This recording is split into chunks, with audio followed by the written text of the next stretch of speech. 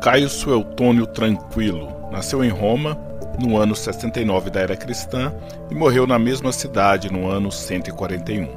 Ele fazia parte da Ordem dos Equestres, um grupo social que se enriqueceu no processo da expansão militar romana, mas que não tinha o privilégio dos aristocratas.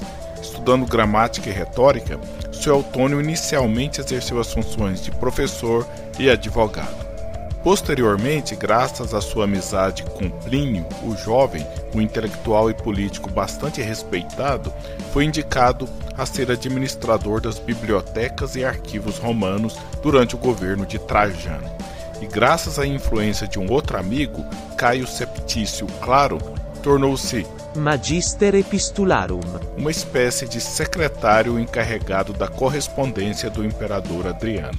Suetônio compensou sua falta de berço por meio de amigos importantes. Contudo, Suetônio foi demitido no ano 122, acusado de um comportamento inadequado diante da esposa de Adriano, Sabina. Não sabemos qual foi o comportamento inadequado de Suetônio, mas não deve ter sido de natureza erótica, pois nesse caso a penalidade teria sido bem mais severa do que a demissão.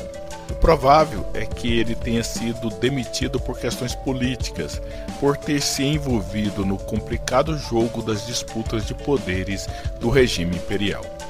Seja como for, as funções exercidas por Suetônio foram fundamentais para ele ter acesso a documentos e a conhecer de perto a intimidade da vida da família imperial, o que foi fundamental para a produção do seu livro, A Vida dos 12 Césares, o único que foi preservado até o presente. O livro, provavelmente publicado entre 119 e 122, é composto pelas biografias de Júlio César e dos imperadores romanos, desde Otávio Augusto até Flávio Domiciano. Como a introdução da obra foi perdida, não se sabe muito sobre o contexto e os motivos da sua produção. O grande diferencial dessa obra é que, em vez de fazer uma biografia laudatória, elogiando os feitos heróicos dos personagens, Suetônio não hesita em mostrar os defeitos morais dos imperadores, muitas vezes valendo-se de anedotas e boatos populares. Para Sadi Garibaldi, tradutor de uma das edições do livro para o português, Suetônio foi sobretudo um indiscreto devastador das intimidades da corte romana, dando-nos uma visão íntima e sem cerimônias dos vícios dos imperadores e das picuinhas que dividiam a nobreza. Se as mais instigantes biografias são as não autorizadas, então o livro de Suetônio merece a nossa atenção. O seu estilo é irreverente, espontâneo, informal, resultando num texto que satisfaz a curiosidade popular de conhecer a intimidade da vida palaciana. O eterno desejo das massas em conhecer a intimidade da vida das pessoas importantes explica a popularidade do livro na antiguidade e nos tempos atuais. Suetônio interessa-se mais pela vida cotidiana do que pela política do império, focando mais no homem do que na figura do imperador. Contudo, dentro do conjunto da historiografia romana, Suetônio é um autor mediano, não conseguindo o destaque de um Tito Livio, de um Salústio ou de um Tácito. Em termos de biografia, a sua abordagem é bem menos sóbria e profunda do que a biografia que Tácito fez do seu sogro Júlio Agrícola. Suetônio é um escritor limitado. O texto é desorganizado e a abordagem é desproporcional, sendo que a vida de Júlio César e a de Otávio Augusto correspondem a quase um terço do conteúdo do livro. Falta confiabilidade no seu relato, pois, de acordo com Paul Harvey, é uma obra baseada em anedotas ou em simples boatos. Foi esse caráter anedótico do livro que levou Voltaire a desconfiar da veracidade do seu relato sobre a devassidão moral dos imperadores romanos. Voltaire afirma: "Devereis acaso acreditar, com base no relato de um único homem que viveu muito depois de Tibério, esse homem é Suetônio, que esse imperador quase octogenário e que sempre tivera costumes decentes e mesmo austeros, tenha se entregado na ilha de Capri exclusivamente a deboches que fariam corar um jovem gitão? Seria realmente verdade que nadava em seus aquários, acompanhado por crianças de colo, que também já sabiam nadar e que lhe mordiam as nádegas, embora ainda não tivesse dentes, e lhes lambiam as velhas e repugnantes partes pudentas? Atualmente os analistas reconhecem que a crítica de Voltaire é pertinente e que Suetônio fez um retrato exageradamente sórdido dos imperadores romanos. Mas há algo mais profundo nesse aparente amontoado de futilidades. André Luiz Leme, autor de uma tese de doutorado sobre Suetônio, acredita que é um projeto político de crítica ao governo autocrático dos imperadores. A obra visava criticar os imperadores do passado, mas sobretudo servir como crítica aos impulsos autocráticos dos imperadores do presente, no caso, o imperador Adriano. Suetônio identificava-se com a ideia republicana de que o poder imperial deveria ser exercido em harmonia com o Senado. Por isso, ele critica toda tentativa de exercer o poder de modo despótico e personalista. Esse é o retrato que Suetônio faz de Júlio César, um homem ambicioso que almejava o poder a qualquer custo, inclusive tendo no início da sua carreira prostituído-se diante de Nicômedes, o rei da Bitínia. Suetônio conta que César, certa vez, sonhou que havia estuprado a própria mãe, e o sonho foi interpretado como um presságio de que ele dominaria o mundo, pois ele violaria a própria terra, a mãe de todas as criaturas. Talvez sutilmente Suetônio queira nos mostrar que o poder autocrático é tão invasivo e desconfortável como o estupro. César desrespeitava as tradições republicanas. Quando ele foi eleito cônsul, juntamente com Bíbulo, as pessoas faziam chacota do seu autoritarismo, afirmando que o ato foi realizado durante o consulado de Júlio e César. Ele agia com altivez diante dos senadores, tendo prendido Marco Catão e amedrontado de tal forma um tal de Lúcio Lúculo que este chegou a se colocar de joelho diante de seus pés.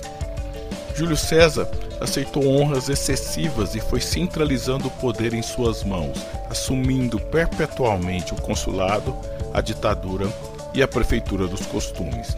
Adotou por conta própria o prenome de imperador e o sobrenome de pai da pátria. Por outro lado, a biografia de Otávio Augusto ressalta sua moderação, constratando-se com Júlio César. Muito embora no contexto da Guerra Civil, Augusto tenha agido de modo cruel e impulsivo, ordenando que a cabeça de Bruto fosse colocada aos pés da estátua de Júlio César, posteriormente ele começou a governar com mais sobriedade. Suetônio destaca o respeito de Otávio pelas instituições republicanas, especialmente o Senado. Enquanto César não se levantava para receber os senadores, Augusto fazia questão de cumprimentá-los individualmente. O mais importante foi a garantia de liberdade de expressão que ele concedeu aos senadores. Na eleição do Senado, no tempo em que cada membro escolhia um colega, Antístio Lábero escolheu Marco Lepto, outrora inimigo de Augusto, e então no exílio. Como, porém, César lhe perguntasse se não havia naquele meio homens mais dignos, o outro respondeu que cada um tinha a opinião que bem lhe parecia, e não teve de arrepender-se nem da franqueza, nem da altivez com que falou. Enquanto César sustentava o seu poder a partir do seu carisma como general, inclusive chamando os legionários de camaradas, Otávio chamava-os simplesmente de soldados. Ao elogiar esse tipo de comportamento, Suetônio estava criticando o papel dos generais na consolidação do poder dos imperadores. O ideal é que o poder se sustentasse no respeito às instituições, e não na força das armas. Outro comportamento de Augusto elogiado por Suetônio é a sua recusa em receber adulações indecorosas. Ele afirma que o príncipe odiava o nome de senhor, por ele considerado injurioso e infamante. Além disso, teve sempre o cuidado de não sair da cidade ou de qualquer outro lugar e de neles não entrar a não ser de tarde ou de noite, a fim de que ninguém se incomodasse em lhe prestar homenagens. Só aceitou o título de pai da pátria como uma homenagem vinda do Senado. Mesmo elogiando Augusto, Suetônio não deixa de registrar suas falhas morais, como os seus constantes adultérios, a sua paixão pelos jogos e o seu gosto de deflorar donzelas. Embora Suetônio não afirme isso, é possível deduzir que, mesmo diante de um governante moderado como Augusto, nem nossas mulheres, nem nossas filhas, nem nosso dinheiro está a salvo num regime autocrático. Nas outras biografias, as críticas aos imperadores são ainda mais escancaradas. De Calígula afirmou: "Até aqui falei de um príncipe, quero falar agora de um monstro." Um esquema narrativo utilizado em grande parte de suas biografias é o imperador iniciar governando de forma moderada, mas tornar-se cada vez mais despótico à medida que consolida o seu poder. A frase famosa de Lord Acton: "O poder corrompe. O poder absoluto corrompe absolutamente", poderia ser perfeitamente proferida por Suetônio. Uma das mais importantes lições de A Vida dos 12 Césares é a de que o poder desmedido corrompe a personalidade humana, transformando homens em monstros. O fascínio do poder era tão grande que contaminava até as pessoas comuns, que passaram a idolatrar os imperadores como se fossem deuses. No funeral de Marco Sávio Otão, o imperador que governou por apenas 3 meses, muitos soldados presentes beijaram-lhe as mãos e os pés, banhados de lágrimas, chamando-lhe herói, cheio de valentia e imperador único, e se suicidaram repentinamente não longe da sua pira. Muitos outros ausentes, quando vieram a saber da notícia, sentiram-se tão consternados que se mataram com suas próprias armas. Esse suicídio dos soldados demonstra o quanto o poder dos imperadores romanos era grandiloquente. Durante os funerais públicos, a grandeza do imperador era realçada e sua figura era deificada. Curiosamente, Suetônio, sempre atencioso com os detalhes, descreve os funerais dos imperadores de maneira seca e breve. Na tese de doutorado de Aldo Eustáquio Sobral, essa descrição lacônica dos funerais é explicada, não como pobreza de estilo, mas como uma estratégia deliberada de minimizar o poder imperial. Enfim, a obra de Suetônio é um libelo contra o poder absoluto. Ela reflete o pensamento de um homem de classe média que conheceu as entranhas do poder, mas que não se impressionou com elas.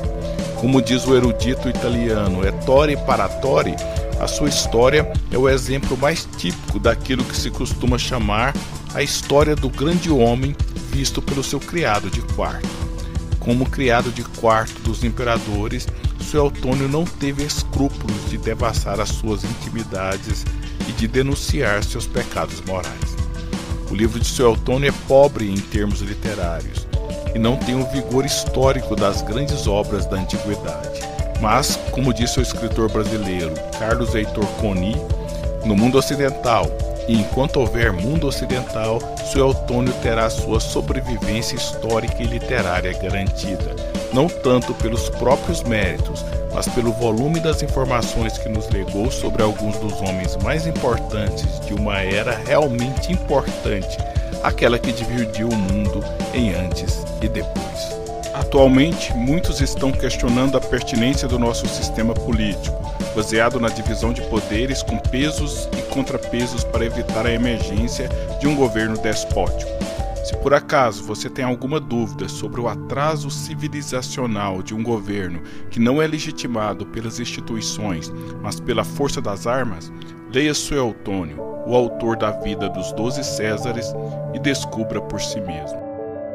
Olá, se você gosta desse tipo de vídeo, você é uma pessoa diferenciada e inteligente. Então, venha fazer parte do clube, inscreva-se no canal. Eu sou o professor Eliezer e agradeço pela atenção.